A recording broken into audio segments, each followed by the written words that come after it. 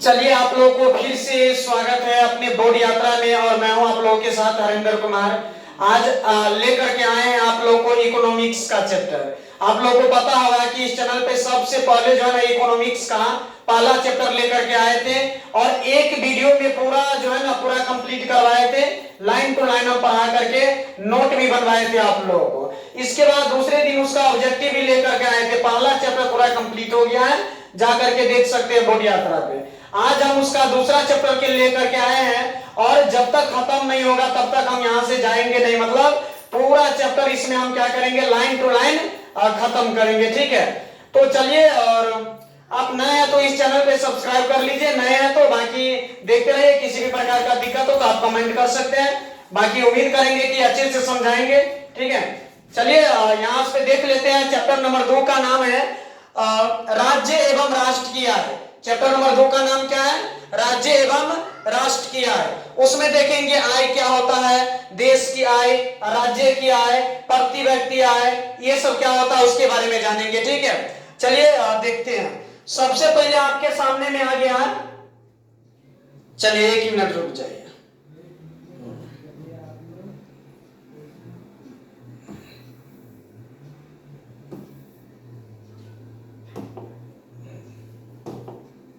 चलिए इसमें सबसे पहले देखेंगे आय क्या होता है। हम यहाँ पे वही पढ़ाएंगे जो पूरा लाइन टू लाइन, मतलब जो क्वेश्चन आने वाला है वहीं से पढ़ाएंगे, ठीक है। इस पूरा वीडियो देख लीजिएगा। इस चैप्टर से जो भी क्वेश्चन पूछेगा आपको एक भी छूटने वाला नहीं है, ठीक है। चलिए सबसे पहले यहाँ पे है आय। सबसे पहले यहाँ पे है आय, ध्यान दीजिए। यहाँ पे सबसे पहले आय है तो इसमें जानेंगे आय आखिरकार होता क्या है। ध्यान दीजिए, यहाँ पे ध्यान दीजिए, आय आखिरकार होता क्या है। देखिए यहाँ पे उसका परिभाषा दिया गया। आप नोट बना रहे हैं तो जो हम बोलेंगे आप कॉपी में नोट करते जाइएगा। सबसे पहले आय क्या है, तो जब कोई भी व्यक्ति किसी भी प्रकार का शारीरिक अथवा मानसिक कार्य करता है और उन कार्यों के बदले में जो पारिश्रमिक मतलब जो मेहनत मिलता है उसे उस व्यक्ति की आय कहते हैं, है ना। एक बार और पढ़ देते हैं कि जब कोई व्यक्ति किसी भी प्रकार का शारीरिक अथवा मानसिक कार्य करता है। देखिए जब कोई भी व्यक्ति किसी भी प्रकार का शारीरिक अथवा मानसिक कार्य करता है, उस कार्यों के बदले में जो पारिश्रमिक जो मेहनत मिलता है उसे उस व्यक्ति का आय कहते हैं। जैसे हम किसी को काम कर दिए कुछ और हमको जो पैसा मिला वही हमको आय यानी पैसा कहलाएगा। क्या कहलाएगा? पैसा कहलाएगा। चलिए आगे देखते हैं। चलिए आगे चलते हैं, क्या बोल रहा है। यहां से देखिए क्या होता है। अब एक बात यहां से याद रखिएगा, क्वेश्चन पूछता है कि पारिश्रमिक जो है ना, देखिए श्रम का पारिश्रमिक मजदूरी के रूप में क्वेश्चन पूछ देगा कि श्रम का पारिश्रमिक किसके रूप में, तो मजदूरी के रूप में। याद रखिएगा श्रम का पारिश्रमिक किसके रूप में? मजदूरी के रूप में। पूंजी का पारिश्रमिक किसके रूप में? तो ब्याज के रूप में। याद रखिएगा पूंजी का पारिश्रमिक किसके रूप में? ब्याज के रूप में। और व्यवस्थापक का पारिश्रमिक किसके रूप में? वेतन के रूप में। व्यवस्थापक का पारिश्रमिक वेतन के रूप में। अगला देखना है उद्यमी का पारिश्रमिक किसके रूप में? तो लाभ या हानि के रूप में। याद रखिए, एक बार और रिपीट कर देते हैं कि श्रम का पारिश्रमिक मजदूरी के रूप में, श्रम का मजदूरी, इस प्रकार से हम 2-4 बार रिपीट करिएगा ना तो याद हो जाएगा।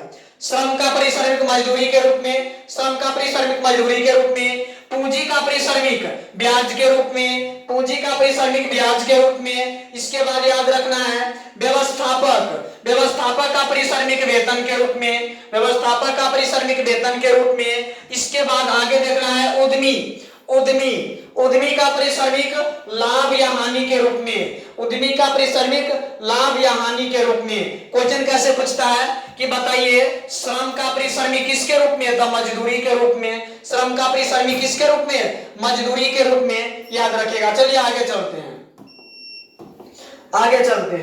अब आगे देखना है। देखिए यहाँ पे आपको बता रहा है बिहार की आय। क्या बोल रहा है?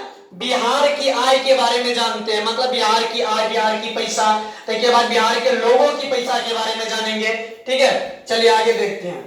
अब इसमें देखना है बिहार अत्यंत गरीब एवं पिछड़ा हुआ राज्य है। याद रखिए बिहार कैसा राज्य है? तो अत्यंत गरीब एवं पिछड़ा हुआ राज्य है, जहां गरीबी की व्यापक मतलब बड़ा प्रवृत्ति लगातार मौजूद रही है। देश में निर्धनता अनुपात के आंकड़े योजना आयोग ने, देखिए याद रखिएगा, क्या याद रखना है? एक मिनट, चलिए यहां से कि देश में जो भारत देश है ना, उसमें निर्धनता मतलब जिसको धन नहीं हो, कम हो, देश में निर्धनता अनुपात के आंकड़े योजना आयोग ने जारी किए थे। याद रखिएगा देश में मतलब भारत में निर्धनता अनुपात के आंकड़े कौन जारी किए थे? योजना आयोग ने। कब? तो मार्च 2019 को जारी किए थे। याद रखिएगा बड़ा महत्वपूर्ण क्वेश्चन है। क्या हुआ? मार्च 2009 ईस्वी में हुआ था। देश में निर्धनता अनुपात के आंकड़े कौन जारी किए थे? योजना आयोग। कौन? योजना आयोग जारी किए थे। कब? मार्च 2009 ईस्वी को। क्वेश्चन पूछेगा कि देश में निर्धनता अनुपात के आंकड़े कौन जारी किया था? तो योजना आयोग। कब? मार्च 2009 को जारी किया था। ठीक है, अब इसमें देखना है जो जारी किया था ना, उसमें बिहार पूरे देश में उड़ीसा राज्य के बाद सर्वाधिक गरीब राज्य है। मतलब जो योजना आयोग जो है ना, वो क्या बोल रहा है कि आंकड़े एकत्रित किए थे। कब? 2009 को, मार्च 2009 को। वही में बताया गया है कि सबसे जो है ना, बिहार पूरे देश में उड़ीसा राज्य के बाद सर्वाधिक गरीब है। मतलब सबसे पहले उड़ीसा सबसे गरीब है, इसके बाद बिहार है। किसके अनुसार? तो योजना आयोग के अनुसार। कब जारी किए रिपोर्ट? तो मार्च 2009 को यह जारी किया था। सबसे ज्यादा गरीब उड़ीसा, ठीक है, इसके बाद बिहार का नंबर आ गया। आंकड़ा जारी किया था मार्च 2009 को। किसने? योजना आयोग। क्वेश्चन कैसे रहेगा कि योजना आयोग ने जो 2009 को जारी किया था, मार्च 2009 को, उसके अनुसार सबसे ज्यादा गरीब उड़ीसा, दूसरे नंबर पर था अपन बिहार। क्या हो जाएगा? अपन बिहार। ठीक है, याद रखिएगा इसको। आगे चलते हैं।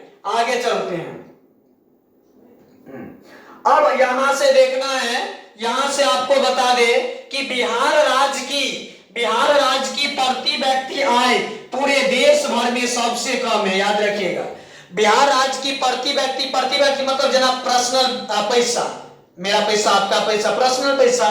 तो बिहार राज्य की प्रति व्यक्ति आय जो है ना, पूरे देश में न्यूनतम में सबसे कम है। क्वेश्चन रहता है कि किस राज्य की प्रति व्यक्ति आय पूरे देश में सबसे कम है? तो अपन बिहार। किसका?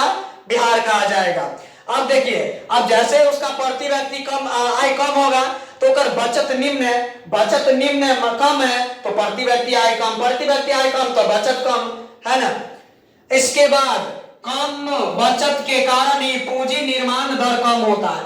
अब बताइए कि जय देश में, जय राज्य में, प्रदेश में पैसा कम रहेगा तो वहां उद्योग भी कम लगे, सब चीज की कमी आ जाएगा, है ना। चलिए आगे देख लेते हैं। देख रहे हैं यहाँ सब कम होता है, पैसे नहीं है, प्रति व्यक्ति आय कम है, क्या कीजिएगा। अब देखिए यहां से, अब आगे देख लेते हैं आओ जाने। यहां देख लेते हैं आओ जाने, तो चलिए जानते हैं क्या बोल रहा है। देखिए यहाँ पे आओ जाने। रेगनर नर्क्स एक अर्थशास्त्री है। कौन? एक अर्थशास्त्री है। उन्होंने बताया क्या? रेगनर नर्क्स ने गरीबी के कुचक्र की धारणा को बताया था। याद रखिए क्वेश्चन कैसे पूछेगा कि गरीबी के कुचक्र की धारणा किसने बताया? रेगनर नर्क्स। गरीबी के कुचक्र की धारणा किसने बताया? रेगनर नर्क्स। गरीबी के कुचक्र की धारणा किसने बताया? रेगनर नर्क्स। गरीबी के कुचक्र की धारणा किसने बताया? रेगनर नर्क्स। वही के अनुसार बिहार राज्य भी गरीबी के कुचक्र का शिकार है। किसने कहा? रेगनर नर्क्स के अनुसार बिहार राज्य भी क्या है? गरीबी के कुचक्र का शिकार है, जिसके कारण बिहार की प्रति व्यक्ति आय पूरे भारतवर्ष में सबसे कम है। किस राज्य का प्रति व्यक्ति आय सबसे कम है पूरे भारत में? तो अपन बिहार का। किसका? बिहार का। रेगनर नर्क्स ने क्या बताया कि गरीबी के कुचक्र की धारणा किसने दिया? रेगनर नर्क्स। गरीबी के कुचक्र की धारणा किसने दिया? रेगनर नर्क्स। याद रखिएगा इतना। चलिए आगे चलते हैं। चलिए अब आगे चलते हैं क्या बोल रहा है। अब देखिए रेगनर नर्क्स यहाँ तो बताइए दिए है ऊपर जो बॉक्स आओ जाने के रूप में, देखिए यहाँ भी है रेगनर नर्क्स ने गरीबी के कुचक्र के रूप में व्यक्त किया है, जिस है ना, ये बहुत महत्वपूर्ण याद रखिएगा। कौन बताया है? रेगनर नर्क्स गरीबी के कुचक्र के रूप में व्यक्त किया है। कौन? रेगनर नर्क्स बार बार बोल रहे हैं ताकि आप लोगों को याद हो जाए। पूरा वीडियो एक से दो बार कम से कम देखिए, आपको इसका जितना भी ऑब्जेक्टिव बन रहा है ना हम याद करवा देंगे यहाँ पे, ठीक है। और नए हैं तो इस चैनल को सब्सक्राइब करिए, क्योंकि पूरी 10वीं और 12वीं का हम पूरा सिलेबस कंप्लीट करवाते हैं, ठीक है। और ये आपको क्लास 10 का इकोनॉमिक्स चैप्टर नंबर 2 लेके आए हैं, 1 नंबर हम कंप्लीट करवा चुके हैं। रेगनर नर्क्स, फिर बोलिए, रेगनर नर्क्स ने गरीबी के कुचक्र के रूप में व्यक्त किया, याद रखिएगा। किसने? रेगनर नर्क्स ने। चलिए आगे देख लेते हैं। यहां से जो जरूरी चीज सब है वही हम बताते चलेंगे आगे, ठीक है। अब यहां से देखिए इस बॉक्स में देखिए क्या बोल रहा है। इस बॉक्स में निदेशालय, देखिए यहां पे क्या बोल रहा है। निदेशालय की इस रिपोर्ट के अनुसार सन 2020 से 2021 में भारत के प्रति व्यक्ति आय 86,054 रुपये थे, है। कब? 2020 से 2021 के अनुसार भारत के प्रति व्यक्ति आय 86,054 रुपये। किसके अनुसार? वर्ष बताइए 2020 से 21 के अनुसार किसका प्रति व्यक्ति आय इतना है? तो भारत का, याद रखिएगा। जबकि बिहार में आइए, बिहार का प्रति व्यक्ति आय 20 से 21 मतलब 2020 से 2021 में 28,127 रुपये है, याद रखिएगा। 2020 से 2021 के अनुसार भारत की प्रति व्यक्ति आय 86,054 रुपये है, जबकि बिहार का प्रति व्यक्ति आय 28,127 रुपया है, ठीक है। बिहार के 38 जिलों में सर्वाधिक, देखिए यहाँ पे, यहां है, देखिए यहां पे, इसमें बता देते हैं आपको। देखिए बॉक्स क्या कह रहा है। बॉक्स कह रहा है कि बिहार के कुल 38 जिले में सर्वाधिक प्रति व्यक्ति आय पटना का है। किसका? सर्वाधिक प्रति व्यक्ति आय वाला जिला पटना, सर्वाधिक प्रति व्यक्ति आय वाला जिला पटना, सर्वाधिक प्रति व्यक्ति आय वाला जिला पटना। और सबसे कम प्रति व्यक्ति आय वाला जिला शिवहर, सबसे कम प्रति व्यक्ति आय वाला जिला शिवहर, सबसे ज्यादा प्रति व्यक्ति आय वाला जिला पटना, सबसे कम शिवहर, सबसे ज्यादा पटना, सबसे कम शिवहर। याद रखिएगा, 2-4 बार बोलिएगा ना तो याद हो जाएगा, याद रखना इसको, ठीक है।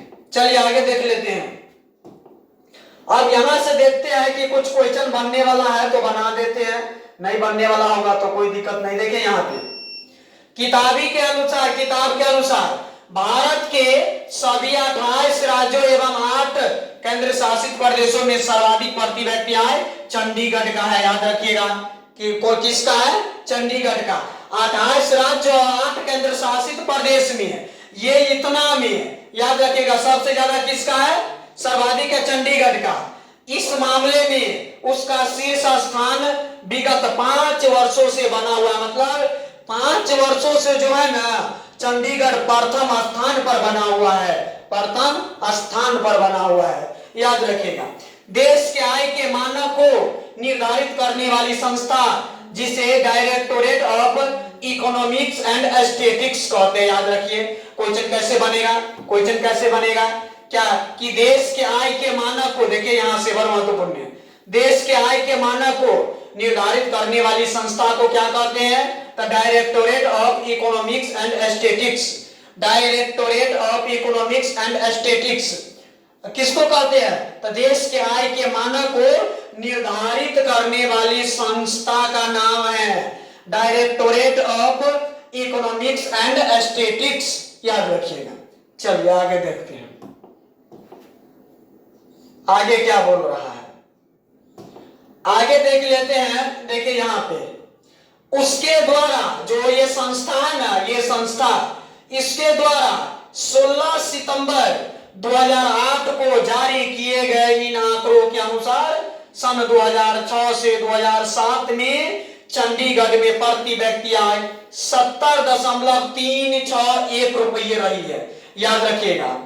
देखिए 2006 से 2007 के अनुसार directorate of economics and statistics जो संस्था है ना, वो रिपोर्ट प्रस्तुत किया कि 2006 से 2007 में चंडीगढ़ का प्रति व्यक्ति आय कितना है, तो 70.361 रुपए, मतलब प्रत्येक व्यक्ति का इतना आय है, प्रत्येक व्यक्ति का इतना आय है। अब आगे देखिएगा, आगे क्या बोल रहा है, चलिए आगे देखते हैं।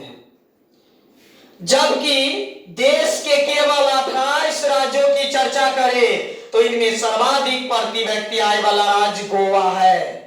क्वेश्चन पूछेगा कि जब राज्यों का बात करें, सबसे राज्यों में सबसे ज्यादा प्रति व्यक्ति आय गोवा, सबसे ज्यादा प्रति व्यक्ति आय वाला राज्य गोवा, सबसे अधिक जिले की बात करें, बिहार के जिले की बात करें तो सबसे ज्यादा प्रति व्यक्ति आय वाला जिला पटना, सबसे कम शिवहर। जब राज्य की बात करें तो सबसे ज्यादा गोवा और सबसे कम अपन बिहार, याद रखिएगा, सबसे कम अपन बिहार राज्यों में, सबसे ज्यादा गोवा। जब बिहार के जिलों की बात करें तो सबसे ज्यादा पटना, सबसे कम शिवहर, याद रखना है। अब देखिए आगे, निदेशालय के ताजा आंकड़ों में गोवा में प्रति व्यक्ति आय, देखिए यहां से निदेशालय के ताजा आंकड़ों में गोवा, ध्यान दीजिए, क्या गोवा, एक मिनट रुक जाइए।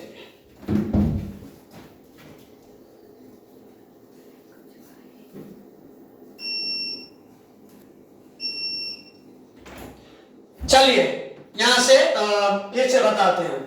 निदेशालय के ताजा आंकड़ों में गोवा में प्रति व्यक्ति आय 54,850 रुपया। बताए ना, राज्यों में सबसे ज्यादा प्रति व्यक्ति आय गोवा, राज्यों में सबसे ज्यादा प्रति व्यक्ति आय गोवा, सबसे कम बिहार, सबसे कम बिहार। जब बिहार के जिलों की बात करें तो सबसे ज्यादा पटना, देखिए यहाँ पे सबसे ज्यादा पटना, सबसे ज्यादा पटना, सबसे कम शिवहर, सबसे कम शिवहर, सबसे कम शिवहर। राज्यों की बात करें सबसे ज्यादा गोवा, सबसे कम बिहार, सबसे कम बिहार। दो चार बार बोल देते ताकि आपको यहीं पे याद हो जाए क्लास से। और कितना रुपया, तो 54,850 रुपया गोवा का प्रति व्यक्ति आय, प्रत्येक व्यक्ति के पैसे, याद रखिएगा। तथा दिल्ली में यह 50,565 रुपए बताई गई है। और तीसरे स्थान पर हरियाणा आता है, याद रखिए। देखिए प्रति व्यक्ति आय वाले राज्यों में कौन सा आ जाएगा, तो सबसे ज्यादा गोवा पहला स्थान पर, इसके बाद जो है ना दिल्ली, इसके बाद आ जाएगा हरियाणा। ये कभी कभी क्रम में सजाने के लिए बोल देता है, तो गोवा, दिल्ली, हरियाणा, दिल्ली नहीं रहेगा तो गोवा, हरियाणा, ठीक है। पंजाब को भी पीछे छोड़ दिया है, पंजाब को भी हरियाणा क्या किया है, छोड़ दिया है पीछे। चलिए आगे देख लेते हैं। जो भी क्वेश्चन बनने वाला हम आपको बताते चलते हैं, ठीक है। एक एक क्वेश्चन यहां से बना हुआ है, आगे भी बनने की चांस है। अगर आप नोट बना रहे हैं तो मेरे साथ बनाते चलिए। चलिए आगे देखते हैं। 2008 से 2009 में बिहार में केंद्रीय सांख्यिकी संगठन यानी उसको CSO कहते हैं के अनुसार 11.03% राष्ट्रीय आय में वृद्धि दर है।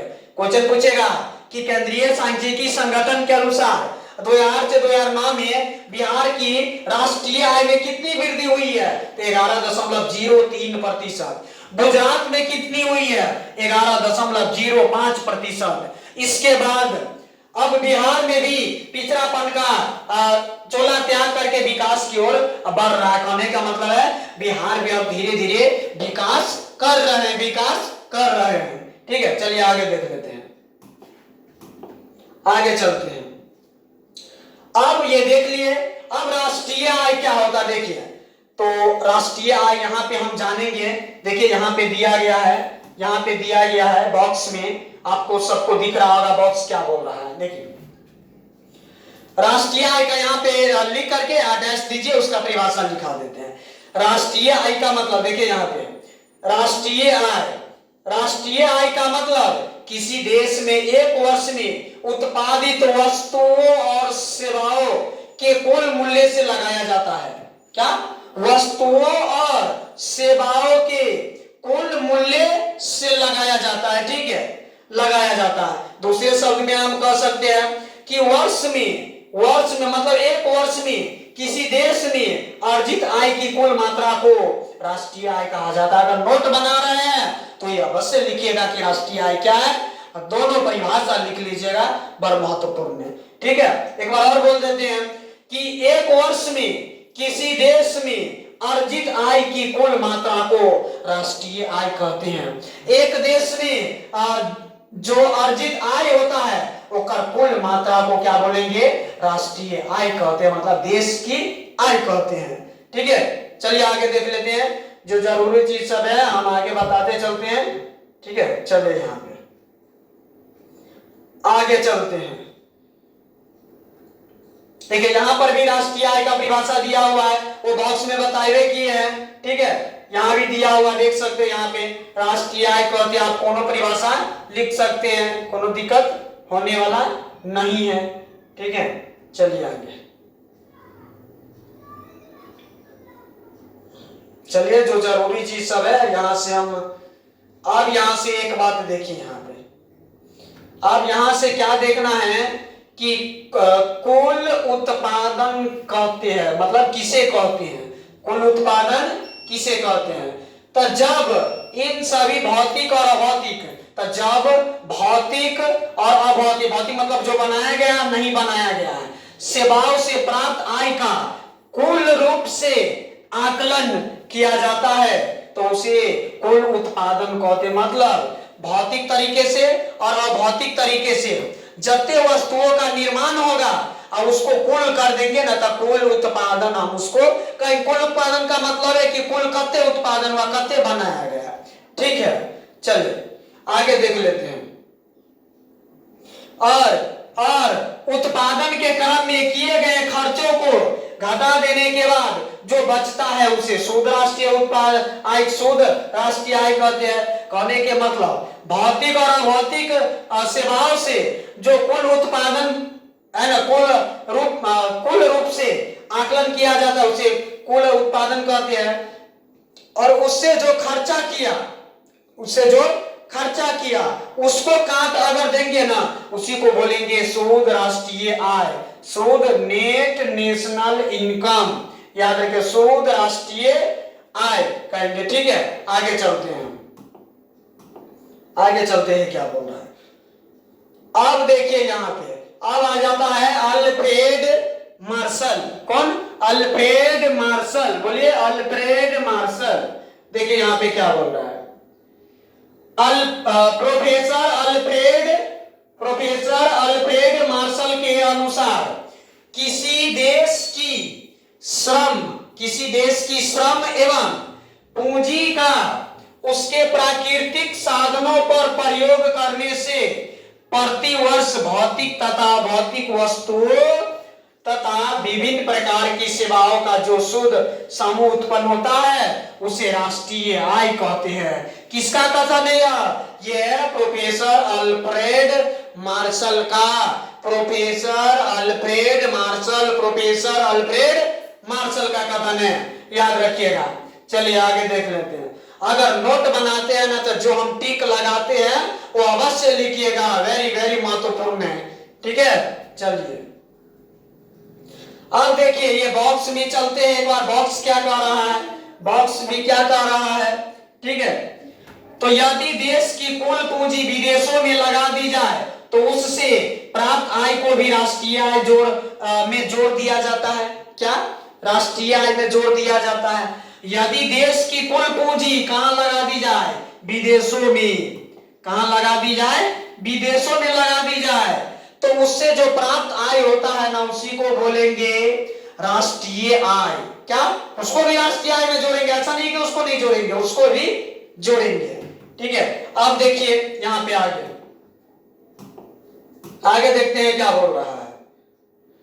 अब प्रोफेसर मार्शल एक और बात कहते हैं, देखिए क्या कहते हैं। यहां से परिभाषा से हम यह स्पष्ट होता है कि राष्ट्रीय आय के अंतर्गत हम उन सभी वस्तुओं और सेवाओं को लेते हैं जिनका उत्पादन प्राय एक साल के अंतर्गत श्रम, पूंजी, प्राकृतिक साधनों के सहयोग से करते हैं। प्रोफेसर मार्शल से क्या जान गए हैं कि एक साल में श्रम पूंजी प्राकृतिक साधनों के सहयोग से करते हैं ना, वो उपयोग करते हैं, बनाते हैं, ओकरा हम राष्ट्रीय आय में काउंट करेंगे प्रोफेसर मार्शल के अनुसार। अब देखिए आगे आ जाते हैं पीगू। अब आगे अर्थशास्त्री आ जाता है, पीगू का क्या कहना है। देखिए पीगू का क्या कहना है। प्रोफेसर पीगू ने राष्ट्रीय आय को निम्नलिखित प्रकार से परिभाषित किया है। राष्ट्रीय आय देखिए लाभांश किसी समाज की वस्तुनिष्ठ अथवा भौतिक आय का वह भाग है जिसमें विदेशों से प्राप्त आय भी सम्मिलित होती है और जिसकी मुद्रा के रूप में माप हो सकती है। ये किसका कथन है? प्रोफेसर पीगू का कथन है। प्रोफेसर पीगू का कथन है, याद रखिए प्रोफेसर पीगू का कथन है। चलिए आगे देखते हैं। देखिए अब आगे आ जाता है प्रोफेसर फिशर। चलिए आगे आ जाता है प्रोफेसर फिशर ने क्या बोला राष्ट्रीय आय के बारे में। प्रोफेसर फिशर ने राष्ट्रीय आय की परिभाषा देते हुए कहा कि वास्तविक राष्ट्रीय आय, देखिए यहाँ पे वास्तविक राष्ट्रीय आय शुद्ध उत्पादन का वह भाग है। वास्तविक राष्ट्रीय आय शुद्ध उत्पादन का वह भाग है जिसका उस वर्ष के अंतर्गत प्रत्यक्ष रूप से उपभोग किया जाता है। किसका कथन है? प्रोफेसर फिशर का। प्रोफेसर फिशर ने अपने अनुसार राष्ट्रीय आय की परिभाषा दिया है। कौन? प्रोफेसर फिशर, याद रखिएगा। चलिए आगे देख लेते हैं। अब बॉक्स में चलते हैं। देखिए बॉक्स क्या कह रहा है। बॉक्स क्या कह रहा है?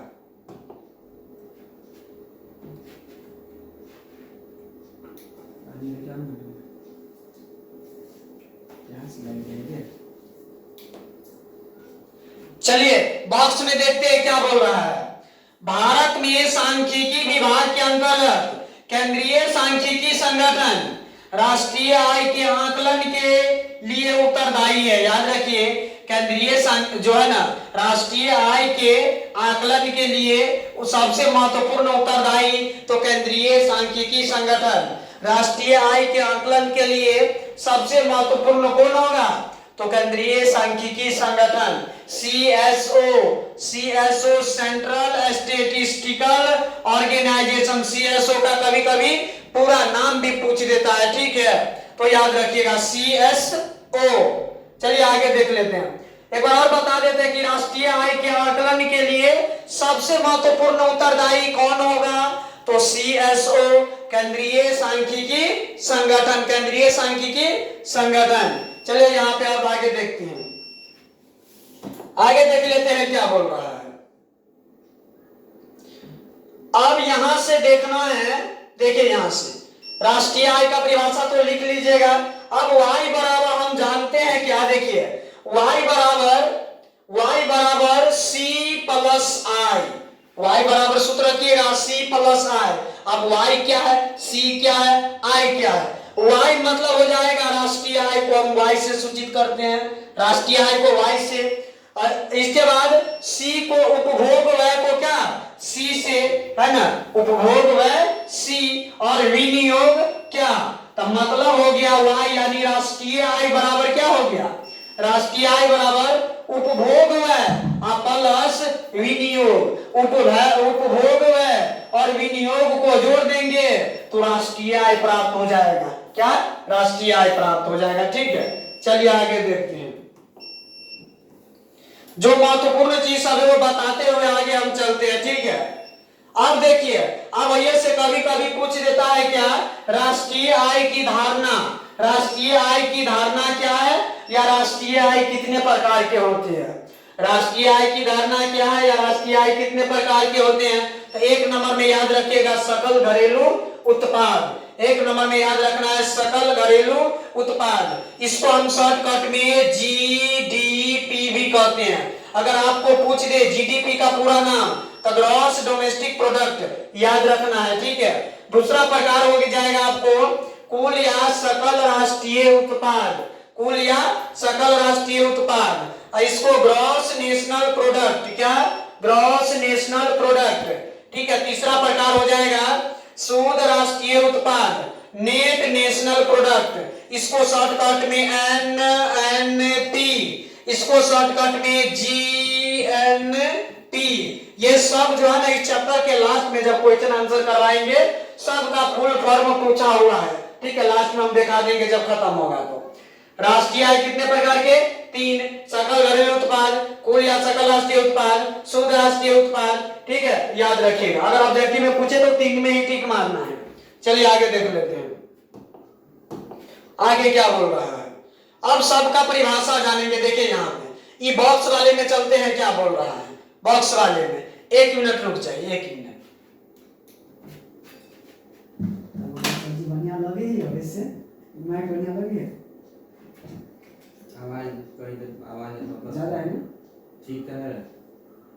लेकिन कहिए तो ले जाइए आवाज बाहर जाए है दसवां वाला क्लास था। कते देर तक पूरा क्लास है स्टार्ट के लिए होई लाइट नहीं चले ना, हमारा डर भ गेल कि कम लाइट कटि जब नहीं रहते मेघ लागल छले ना। जब फ्री होती तो गाइस पहले सबे इन आज भल ई चैप्टर कंप्लीट बहुत ज्यादा पेज के नहीं है, हर करने दे सब बनाने में टाइम नहीं अभी बहुत है 5 बजे। एगो हां हम बन भी हां बना फिर हम बना देबे। हम इतिहास से स्टार्ट करी छी हैं इतिहास से स्टार्ट आई कर दियो नहीं तो हम ही कराला चले वहां से हमारे स्टार्ट इतिहास हां के कर दियो 10 मिनट। चलिए आगे चलते हैं।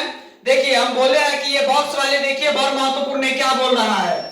एक देश की सीमा, सीमा समझते हैं ना, जैसे हम कोई जैसे किसी देश का सीमा हो गया, तो एक देश की सीमा के अंदर किसी भी दी गई समय अवधि प्राय 1 वर्ष में उत्पादित समय समस्त अंतिम वस्तुओं तथा सेवाओं का कुल बाजार या मौद्रिक मूल्य उस देश का सकल घरेलू उत्पाद कहलाता है। उस क्या उस देश का सकल घरेलू उत्पाद कहलाता है। देखिए यहाँ पे किसी देश में किसी दिए हुए वर्ष में, किसी देश में किसी दिए हुए वर्ष में वस्तुओं सेवाओं की जो कुल मात्रा उत्पादित की जाती है उसे सकल घरेलू उत्पाद कहते हैं, उसे सकल घरेलू उत्पाद कहते हैं, जीडीपी कहते हैं, याद रखिएगा उसको, ठीक है, क्या जीडीपी कहते हैं।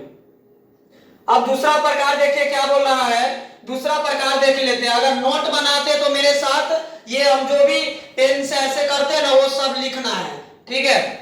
आगे देखिए कुल या सकल राष्ट्रीय उत्पाद क्या है, तो किसी देश में एक साल में, कितने साल, 1 साल के अंतर्गत जितनी वस्तुओं तथा सेवाओं का उत्पादन होता है उनके मौद्रिक मूल्य को कुल राष्ट्रीय उत्पाद कहते हैं। किसी देश में 1 साल के अंतर्गत जितनी वस्तुओं तथा सेवाओं का उत्पादन होता है, क्या उत्पादन होता है, उनके मौद्रिक मूल्य को कुल राष्ट्रीय उत्पाद कहते हैं, क्या कुल राष्ट्रीय उत्पाद कहते हैं, याद रखिएगा उसको, ठीक है, कुल राष्ट्रीय उत्पाद।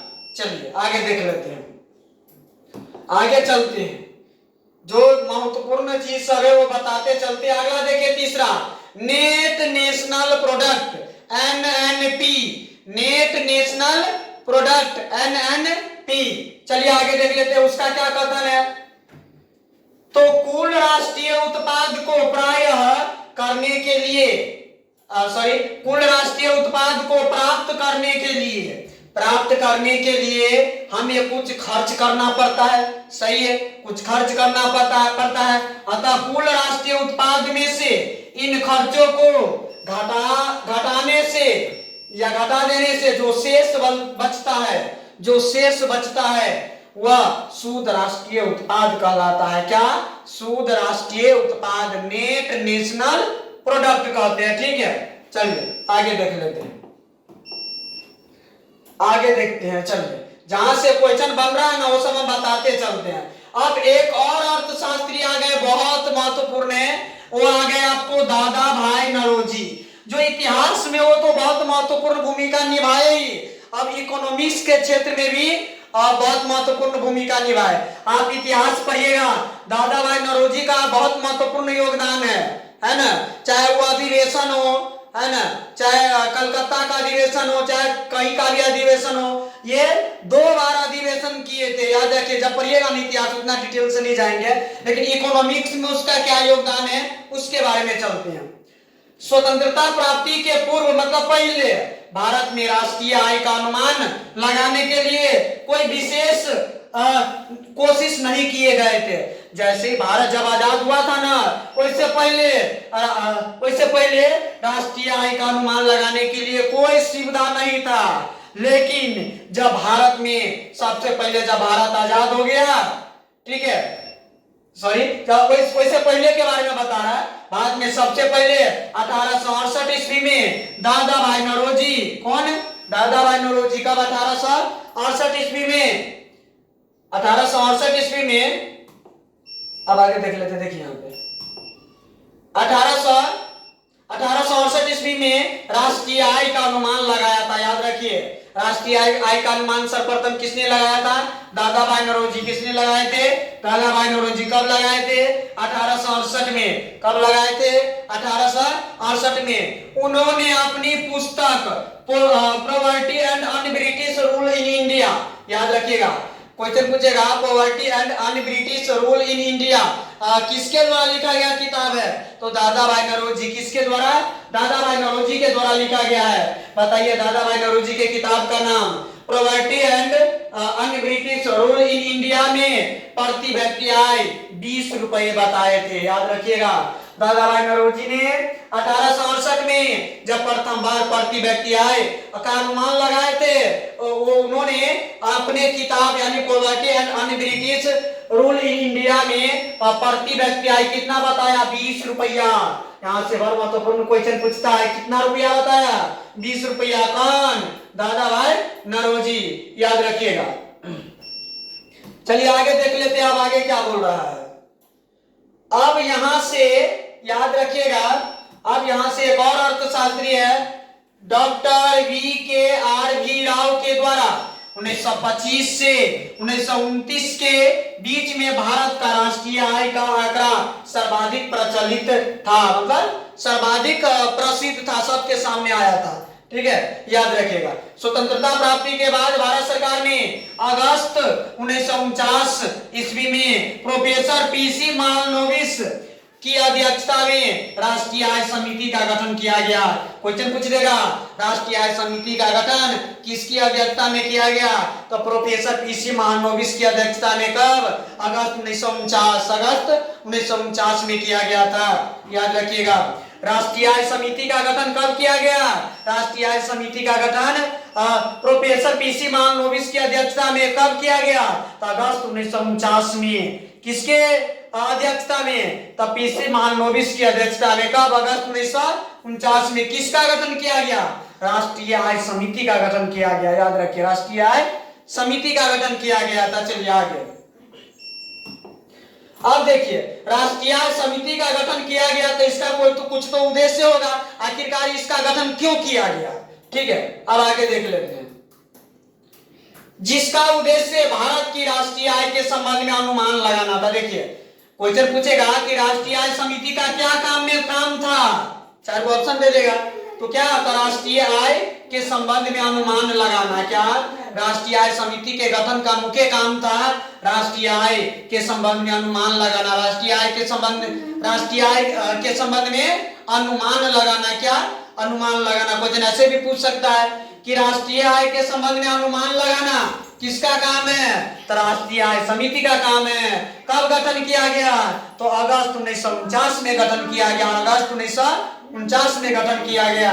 ठीक है, आगे देख लेते हैं। इस समिति ने, कौन समिति ने?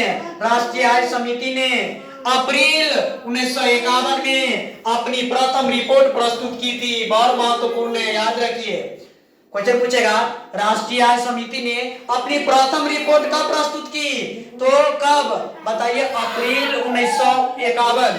अप्रैल 1951 में। कब प्रस्तुत किया, अप्रैल 1951 में अपनी प्रथम रिपोर्ट प्रस्तुत किया था, याद रखिएगा। आगे देख लेते हैं। इसमें सन 1948 से 1949 के लिए, सन 1948 से 1949 के लिए देश की कुल राष्ट्रीय आय, देखिए याद रखिए, सन 1948 से 1949 के लिए देश की कुल राष्ट्रीय आय कितना था? 8,650 करोड़ रुपए बताई गई है। कब? तो 1948 से 1949 के अनुसार, 1948 से 1949 के अनुसार कुल राष्ट्रीय आय कितना बताया गया?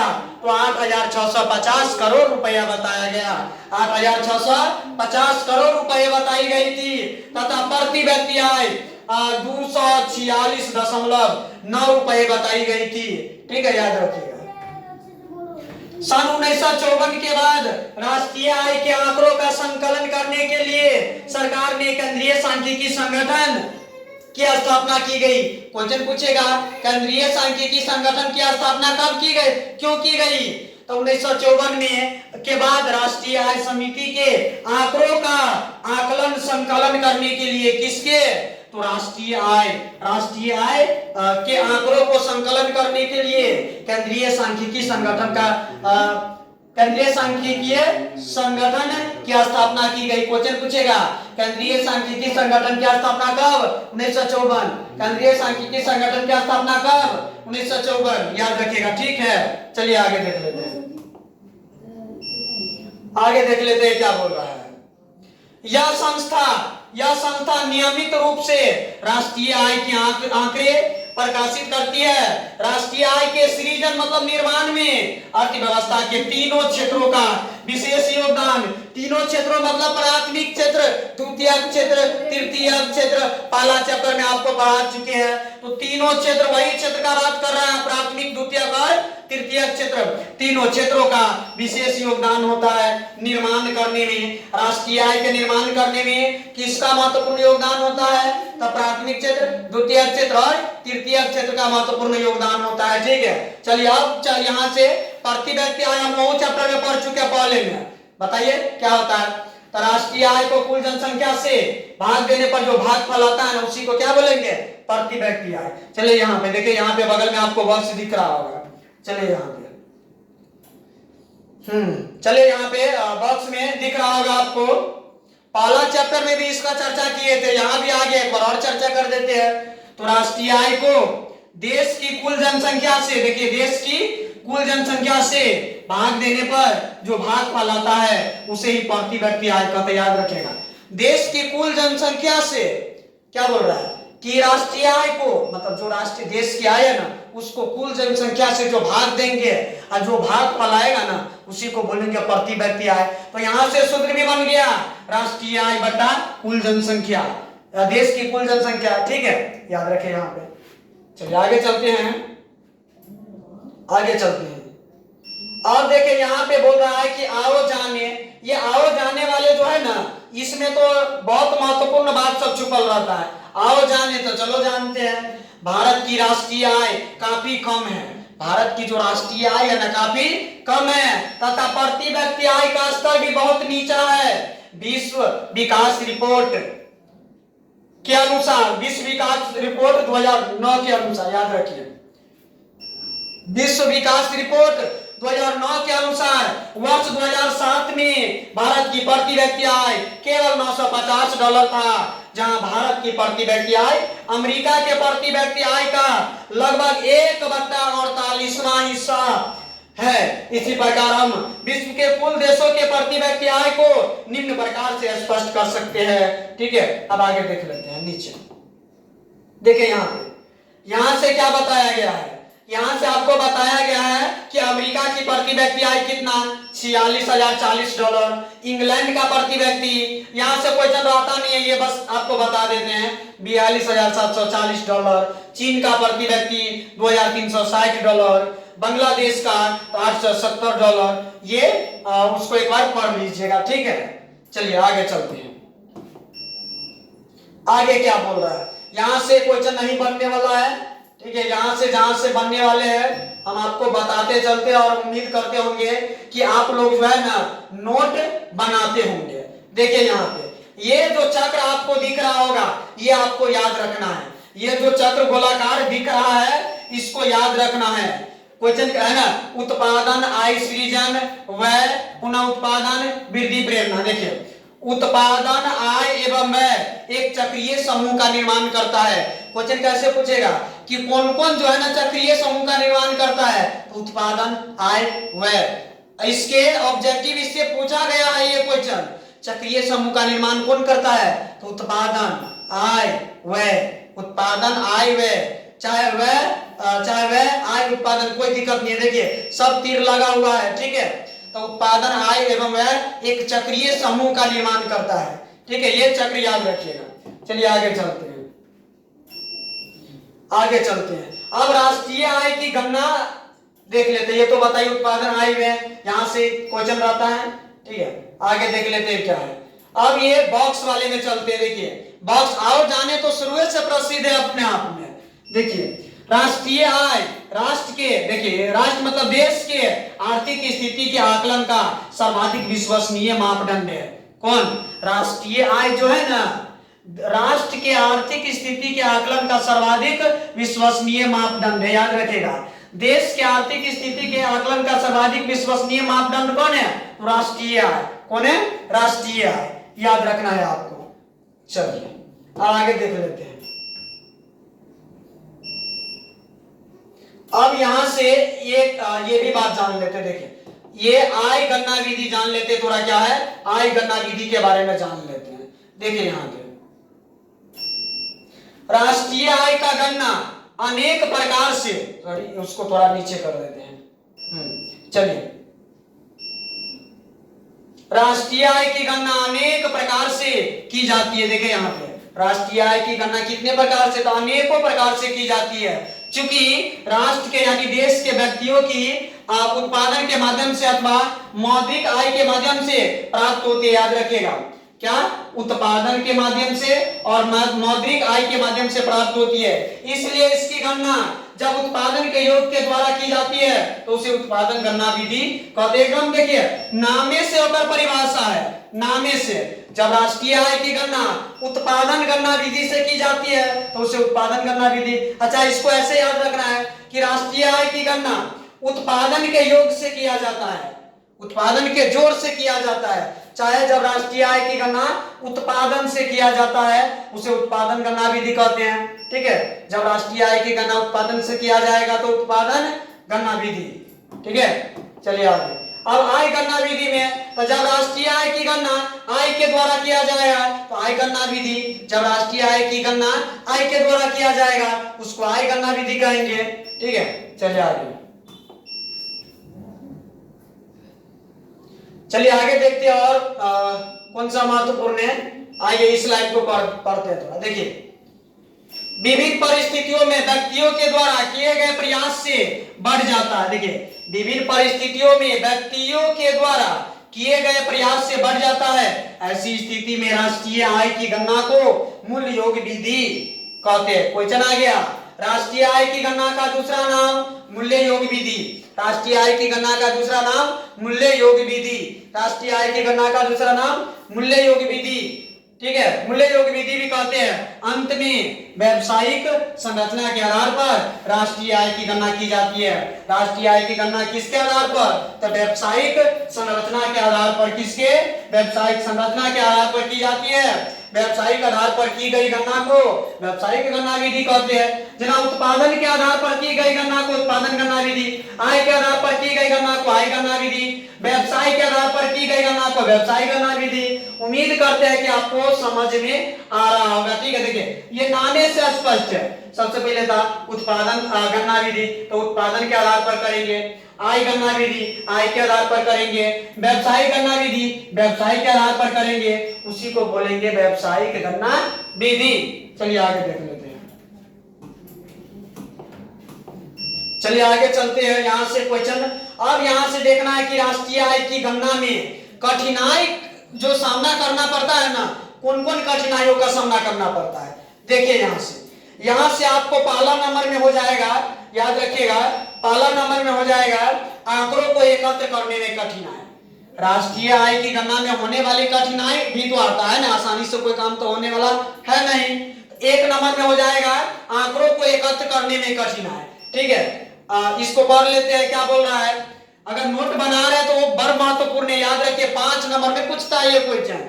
पूरे देश में देश के लोगों की आय को हम उत्पादन के रूप में या उसकी आय के रूप में आंकते हैं, मतलब अनुमान लगाते हैं, और इस आंकड़ों को एकत्र करने में अनेक कठिनाइयों का सामना करना पड़ता है। यदि सही आंकड़े उपलब्ध नहीं हो तो राष्ट्रीय आय के विकास की सही स्थिति नहीं प्राप्त हो सकती है। ये आपको आंकड़ों को एकत्र करने में कठिनाई डैश देकर लिखना अगर नोट बना रहे हैं तो। ठीक है, अब 2 नंबर में देख लेते हैं दोहरी गणना की संभावना। 2 नंबर आ गया, ये सब कठिनाई है, याद रखिए। दोहरी गणना की संभावना में चलते हैं। देखिए, पूरे राष्ट्र के लोगों का उत्पादन अथवा आय के आंकड़ों को एकत्र करना सहज नहीं, मतलब आसान नहीं है। क्या आसान नहीं है? आय के आंकड़ों को एकत्र करना आसान नहीं है, बहुत कठिन है, आसान नहीं है।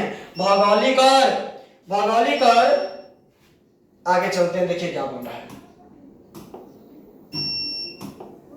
चलिए देखिए, यहां था भौगोलिक और दो स्थान पर अंकित कर दिया जाता है। ठीक है, जिस कारण वास्तविक आय से अधिक आय दिखने लगती है। अब तीसरा कारण पे चलते हैं। तीसरा कारण है मूल्य के मापने में कठिनाई। तीसरा कारण है मूल्य के मापने में कठिनाई। इससे पहले बता देते कि जो लेट से जुड़े हैं, आप देख रहे हैं बोर्ड यात्रा और मैं हूं हरेंद्र कुमार। आप देख रहे हैं यहाँ पे ये इकोनॉमिक्स का दूसरा चैप्टर लेकर के आए हैं। पहला चैप्टर आपको कंप्लीट करवा चुके हैं, ऑब्जेक्टिव और पूरा लाइन टू लाइन कंप्लीट करवाए हैं। ठीक है, ये दूसरा चैप्टर है और इसके बाद कल अगले दिन तीसरा चैप्टर भी आ जाएगा। तो आप इस चैनल पे जुड़े रहे, किसी भी प्रकार का समस्या हो तो कमेंट कर सकते हैं, हम उसका जवाब दे देंगे। ठीक है, चलिए आगे चलते हैं। अब तीसरा कारण है मूल्य के मापने में जो कठिनाई होती है ना, आय के मापने में तीसरा कठिनाई क्या होता है, चलिए आगे देखते हैं।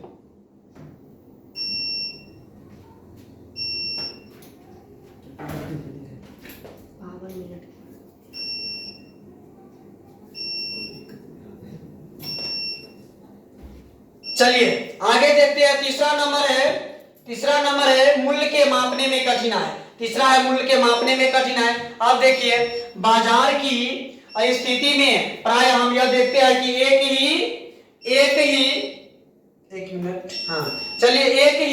देखते हैं कि एक ही वस्तु का कई व्यापारिक स्थितियों से गुजरने के कारण उस वस्तु के मूल्य में विभिन्नता आती है। क्या आती है? विभिन्नता, मतलब उसमें एक दूसरा तो ये दूसरा, मतलब विभिन्नता आती है। ठीक है, वस्तु की कीमत की यह विभिन्नता इसलिए होती है कि विक्रेताओं के एक वर्ग से दूसरे वर्ग तक जाने में उसका यातायात का खर्च भी कभी काल देखते होंगे। जैसे कोई सामान बना मुंबई में, मान के चले वहां 10 रुपया में बना, वहां से जब आएगा फिर थोड़ा दाम बढ़ा, फिर आएगा फिर थोड़ा दाम बढ़ा, अपने तक पहुंचते पहुंचते समझिए कि उसका 100 पार हो जाता है।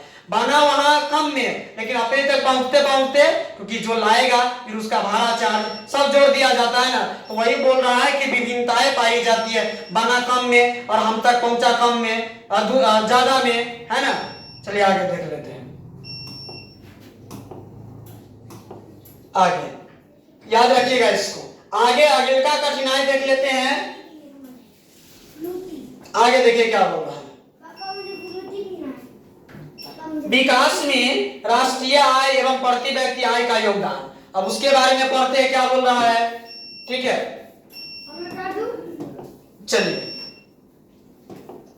तो किसी भी देश की संपन्नता अथवा विभिन्नता वहां के लोगों के प्रति व्यक्ति आय संयुक्त रूप से सभी व्यक्तियों के आय के सहयोग, जिसे राष्ट्रीय आय कहते हैं। देखिए, कोई भी देश प्रगति कब कर सकता है? जब उसका प्रत्येक व्यक्ति का इनकम हो।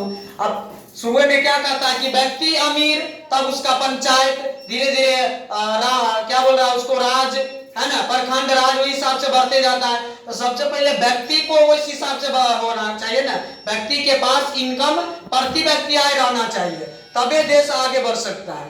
ठीक है, अभी आगे देख लेते हैं। जहां से क्वेश्चन बन रहा है वो सब हम बताते चलते हैं, बाकी ये सब आप कर लीजिएगा, ठीक है। ठीक है सर। अब ये भी चक्रीय याद रखना है। एक और चक्र पढ़ाए थे, उत्पादन आय एवं व्यय वाला चक्र पढ़ाए थे, और ये अगला चक्र आ गया क्या, अगला चक्र आ गया क्या, अगला चक्र है आर्थिक विकास। इसके बाद क्या, आर्थिक विकास। देखिए यहाँ से एक मिनट, ये हम थोड़ा ऊपर कर देते हैं, ठीक है, ये थोड़ा ऊपर कर देते हैं। देखिए विकास की क्रिया, क्या विकास की क्रिया के बारे में देखना है, तो ये उसमें राष्ट्रीय आय में वृद्धि करेगा, फिर आर्थिक विकास तक पहुंचेगा, फिर प्रति व्यक्ति आय में भी वृद्धि करेगा, फिर भी आर्थिक विकास में पहुंचेगा। दोनों तरफ से देखिए हम आर्थिक विकास तक जा रहे हैं, चाहे इधर विकास करिए चाहे इस तरीका से, लेकिन हमको मेन मकसद है कि पर्सनल विकास करना, प्रत्येक व्यक्ति के विकास करना है, ठीक है। चलिए आगे देख लेते हैं। यहां से आपको ऐसा कुछ भी नहीं है, जो बन रहा है वो बता दिया, ठीक है। अब देखिए, अब नर्स का क्या कथन है, एक और अर्थशास्त्री आ गया आप लोगों के सामने, कौन, नर्स।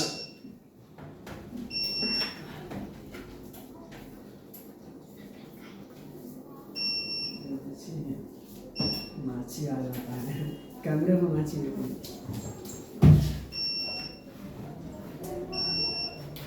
चलिए अब अगला अर्थशास्त्री है नर्स।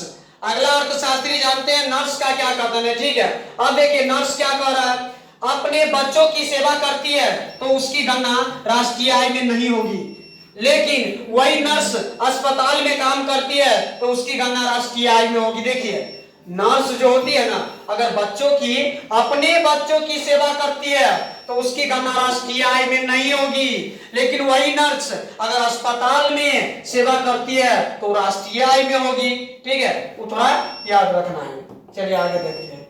यहां से आप ऐसा कुछ भी नहीं है जो यहां से क्वेश्चन बनता है, ठीक है। आगे चलते हैं। देखिए अब यहां से चैप्टर खत्म हो चुका है, ये आपको हम सारांश पढ़ा देते हैं, जो जितना भी पढ़ाया है ना पूरा एक बार रिपीट हो जाएगा यहाँ पे, ठीक है। पूरा वैसे चैप्टर खत्म हो चुका है। चलिए यहाँ पे देख लेते हैं क्या बोला, यहाँ सारांश, तो इसमें देख लेते हैं क्या बोला। देखिए पूरे यहाँ से बॉक्स में, पूरे भारत में सबसे कम प्रति व्यक्ति आय वाला राज्य बिहार शुरू में बताया है, और सबसे ज्यादा तो गोवा, सबसे ज्यादा गोवा। जब राज्य का बात करें तो सबसे ज्यादा गोवा का, सबसे ज्यादा किसका हो जाएगा, गोवा, और सबसे कम अपन बिहार, सबसे कम बिहार राज्य का। लेकिन जब जिला का बात करें, बिहार के जब जिला का बात करें तो सबसे ज्यादा प्रति व्यक्ति आय वाला जिला पटना, सबसे कम प्रति व्यक्ति आय वाला जिला शिवहर। याद रखिएगा, शुरू में बता दिए इसे, ठीक है। वर्तमान में आगे देख लेते, वर्तमान में केंद्रीय सांख्यिकी संगठन। अब बताइए केंद्रीय सांख्यिकी संगठन का स्थापना कब हुआ, 1954। कब हुआ, 1954। आगे हम पढ़ाए हैं केंद्रीय सांख्यिकी संगठन की स्थापना कब हुआ, 1954। क्या आकलन में यहाँ कुल घरेलू उत्पाद में नकारात्मक प्रभाव पड़ता है, क्या नकारात्मक प्रभाव पड़ता है, ठीक है। ये जितना था हम वो बता दिए। चलिए आगे चलते हैं। अब अगला बॉक्स भी देख लेते हैं क्या बोल रहा है, आगे देख लेते हैं। राष्ट्रीय आय किसी भी देश के आर्थिक विकास का सर्वाधिक वैज्ञानिक और मान्य आंकड़ा है। प्रत्येक देश में ऐसी संस्थाएं हैं जो उस देश की आय के प्रमाणित आंकड़ों को प्रस्तुत करती है। अगला बॉक्स देख लेते हैं, प्रति व्यक्ति आय, ठीक है। तो किसी अवधि विशेष में, किसी निश्चित अवधि में राष्ट्रीय आय और राष्ट्रीय आय और राष्ट्रीय जनसंख्या का अनुपात। पहले बोल दिए कि प्रति व्यक्ति आय क्या है, तो राष्ट्रीय आय को कुल जनसंख्या से भाग देने पर जो भाग पाल आता है ओकरा क्या बोलेंगे, प्रति व्यक्ति आय कहते हैं, ठीक है। चलिए अगला देख लेते हैं। ये आपको रिवीजन करवा रहे हैं, ठीक है, चैप्टर खत्म हो चुका है। आगे देख लेते, देखिए ना भारत में राष्ट्रीय आय की गणना की सर्वमान्य प्रमाणिक संस्था केंद्रीय सांख्यिकी संगठन है, जिसकी स्थापना 1954 में की गई। पहले भी पढ़ाए हैं, बहुत महत्वपूर्ण है ये। केंद्रीय सांख्यिकी संगठन की स्थापना 1954 में की गई और सबसे प्रमाणित संस्था, सबसे अच्छा संस्था है, ठीक है, याद रखना है, जिसकी स्थापना 1954 में की गई थी। आगे देख लेते हैं। अगला क्या बोल रहा है, चलिए आगे। अगला बॉक्स क्या बोल रहा है, देखिए अगला बॉक्स, भारत में राष्ट्रीय आय की गणना के प्रारंभिक प्रयास में सर्वाधिक चर्चित उद्योगपति दादा भाई नौरोजी ने 1868 में आंकड़ों के अनुसार बतलाया कि भारत का प्रति व्यक्ति आय 20 रुपया है ना। कितना रुपया शुरू में बताया, कितना रुपया है, 20 रुपया बताए थे कौन, दादा भाई नौरोजी। अगला है, राष्ट्रीय आय के गणना के अनेक प्रयास किए गए किंतु प्रसिद्ध अर्थशास्त्री डॉक्टर वी राव के द्वारा सन 1925 से 1929 के बीच दिया गया आंकड़ा सर्वाधिक प्रचलित था। कब का प्रचलित था, 1925 से 1929 के बीच में जो आंकड़ा प्रस्तुत होगा ना वो सर्वाधिक प्रचलित होगा, ठीक है, उसको याद रखना है। आगे देखते हैं, यहां से देखिए यहाँ सकल घरेलू उत्पाद प्रायः एक वर्ष में, देखिए सकल घरेलू उत्पाद क्या है, क्या सकल घरेलू उत्पाद,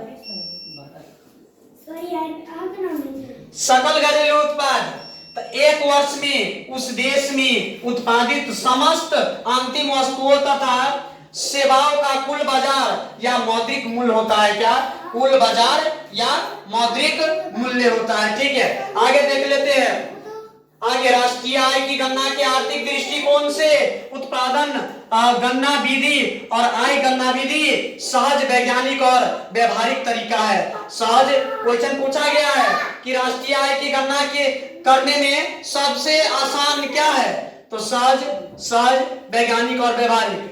राष्ट्रीय आय की गणना के आर्थिक दृष्टिकोण से उत्पादन गणना विधि और आय गणना विधि क्या है, सहज, वैज्ञानिक और व्यवहारिक तरीका है, उसको याद करना है। चलिए आगे देख लेते हैं। राष्ट्रीय आय की गणना में कठिनाई, पहले भी बता चुके कि राष्ट्रीय आय की गणना में कठिनाई होती है, तो आंकड़ों को एकत्र करने में भी कठिनाई होती है। 1 नंबर दोहरी गणना की संभावना, 3 नंबर में मूल्य मापने में कठिनाई, और भी बताए थे, उसको भी याद कर लेना है, ठीक है। आगे देख लेते हैं, चलिए आगे।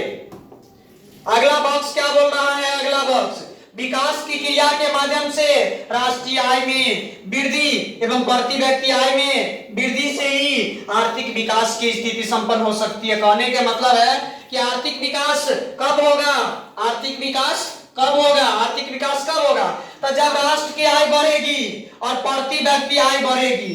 जब देश का आय बढ़ेगा और प्रत्येक व्यक्ति का आय बढ़ेगा तब आर्थिक विकास होगा, पर्सनल व्यक्ति ग्रोथ करेगा, ठीक है। चलिए ये जितना था पूरा रिवीजन करवा चुके हैं, ठीक है, और उम्मीद करते हैं कि ये पूरा चैप्टर जो समझाए हैं, पूरा पढ़ाए हैं, वो समझ में आ रहा होगा। और अगर नोट बना रहे तो जो भी हम पेन से टिक लगाए हैं वो अवश्य लिख लीजिएगा। ये आपको बता दें, ये इकोनॉमिक्स क्लास 10 चैप्टर नंबर 2 है, पहला चैप्टर कंप्लीट हो चुका है। इसी प्रकार और भी चैप्टर आएंगे। अगर नए हैं तो चैनल को सब्सक्राइब करके रखिए, ठीक है। चलिए इसका ऑब्जेक्टिव देख लेते हैं कि ऑब्जेक्टिव किस प्रकार का आया है। देखिए पहला क्वेश्चन क्या है, सन 2008 से 2009 के अनुसार भारत की औसत प्रति व्यक्ति आय क्या आपको पढ़ाया है, कितना है, 25,494 रुपया, कितना है, 25,494 रुपया, याद रखना है, ठीक है। ऑब्जेक्टिव भी चलिए थोड़ा ही है, बताइए देते हैं। भारत में वित्तीय वर्ष कहा जाता है तो 1 अप्रैल से 31 मार्च तक कहा जाता है, 1 अप्रैल से 31 मार्च, ये पहला वाला आंसर हो जाएगा, याद रखना। भारत में किस राज्य की प्रति व्यक्ति आय सर्वाधिक है, राज्य बोल रहा है, जिला नहीं, तो राज्य में आ जाएगा सबसे ज्यादा गोवा, सबसे कम बिहार। जब जिला का बात करें तो सबसे ज्यादा पटना, सबसे कम क्या, शिवहर, ठीक है। अगला, बिहार के किस जिले, देखिए जिला भी आ गया, बिहार के किस जिले का प्रति व्यक्ति आय सर्वाधिक है, जिला कहाँ गया, पटना, सबसे कम शिवहर, ठीक है।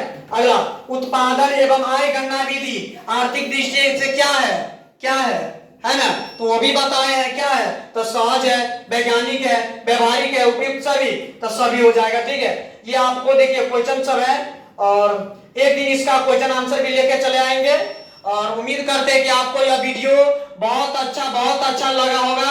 और यहीं पे आज के लिए समाप्त करते हैं। और आप इस चैनल पर नए हैं तो आप वीडियो को शेयर भी कर सकते हैं, सब्सक्राइब भी कर सकते हैं चैनल को। ठीक है, आज के लिए धन्यवाद। जय हिंद, जय भारत।